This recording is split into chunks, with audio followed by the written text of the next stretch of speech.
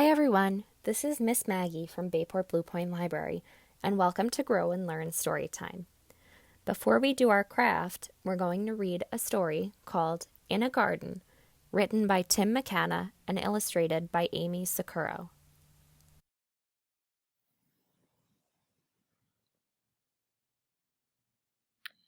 In a garden, on a hill, sparrows chirp and crickets trill.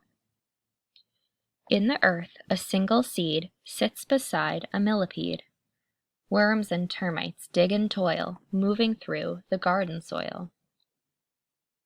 Then at last, a tiny shoot ever slowly forms a root. First a seedling, then a sprout, pushing, bursting, up and out. In a garden, day by day, newborn flowers find their way. Sunlight warms the morning air, dewdrops shimmer here and there. Earwigs scuttle, beetles scurry, roly-polies scoot and worry. Sleepy slugs and garden snails leave behind their silver trails. Frantic teams of busy ants scramble up the stems of plants. In a garden, week by week, little creatures hunt and squeak. All the while a sprout is growing, without anybody knowing. Buds emerge and leaves unfold, braving wind and heat and cold.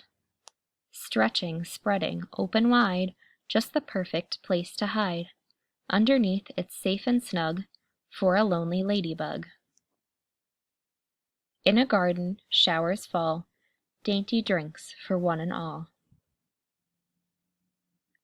Flower petals, bold and bright, blossom in the beaming light. Blooms of every shape and size call to bees and butterflies. Daisy, foxglove, tulip, plum, daffodil, chrysanthemum. Sips of nectar warm and sweet, pollen clings to heads and feet. Round and round they buzz and flit, only pause to rest a bit.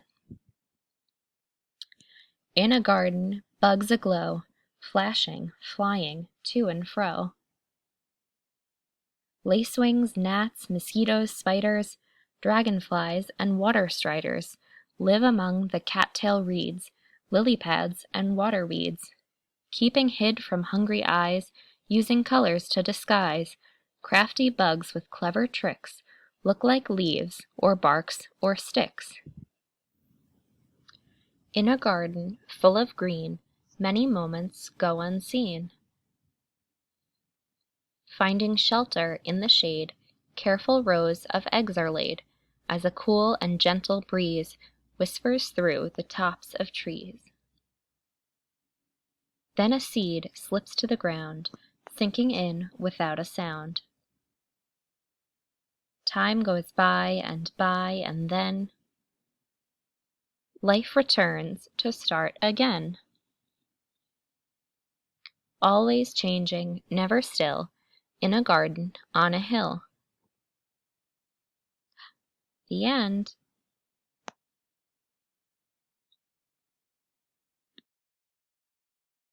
Our garden-themed craft, we're going to make a self-watering planter.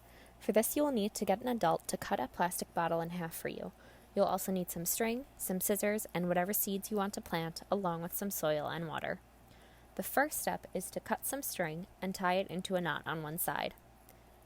Then we're going to fill the top part of the water bottle with a little dirt. After that, we'll stick the string in through the nozzle part of the bottle and fill it back up with a little more dirt.